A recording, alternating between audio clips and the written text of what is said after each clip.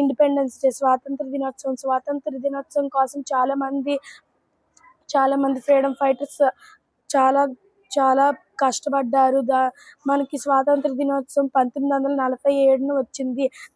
దానివల్ల మనము ప్రతి సంవత్సరము స్వాతంత్ర దినోత్సవం ఆగస్టు 15 జరుపుకుంటున్నాము.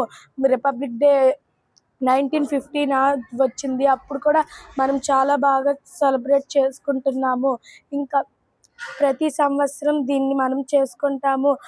ఆగస్టు 15 అంతమంది పిల్లలు పాఠశాలల్లో ఆడుతూ ఇంకా చాలానే గిఫ్ట్లు పొందుతూ ఇలా ఆగస్ట్ 15 గురించి ఏదో కొన్ని మాట్లాడుతూ చాలామంది అలా ఎంజాయ్ చేస్తూ ఆడుకుంటూ ఉంటారు. ఆగస్టు 15 రాగానే అందరికీ ఒక మనసులో చాలా ఆనందంగా ఉంటుంది. మనకి ఈరోజు ఇలా పోరాడడం బట్టి మనకు వచ్చింది అని చాలామంది ఆనందిస్తూ జెండాని ఎగరేస్తూ ఆనందంగా ఉంటారు. ధన్యవాదాలు. Day is very important day for all of us because on this day 1947 we got freedom from British rule. Britishers ruled India about 200 years. Our great freedom fighters like Mahatma Gandhi, Nehru, Bal Gangadhar Tilak, Lala Lajpat Rai, Rani Lakshmibai and many others devoted their entire life for our independence of our country. Today we are fortunate that we are born in an independent country and our brave soldiers fight continuously on the borders to protect our country. Our freedom is priceless. Independence teaches us responsible, honest and kind citizens. As a students, we should study well, keep our surroundings clean, respect our teachers and parents, and we work hard for our country's progress. Thank you, Ananda. Independence Day is our national festival. It is celebrated on 15th August every year. We got freedom from British rule. We sing national anthem together. We remember our brave freedom fighters.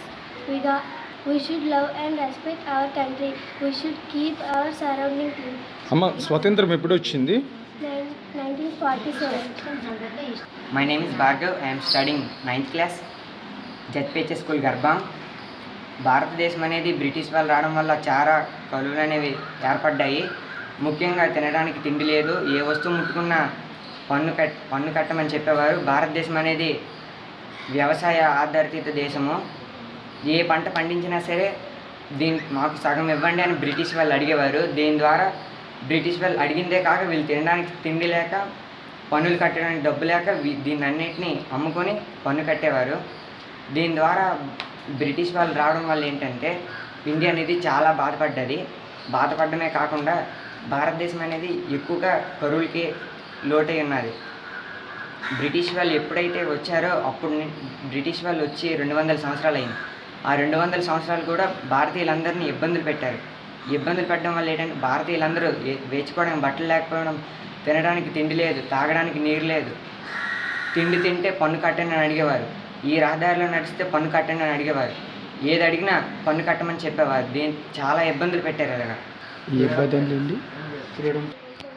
మనకి సైనికులు వచ్చారు. మనకి సైనికులు first నుంచి ఉన్నారు.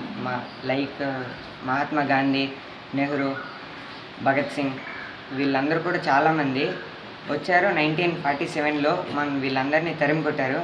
August 15 నాడు తరిమి కొట్టారు వీళ్ళందరినీ. 1947.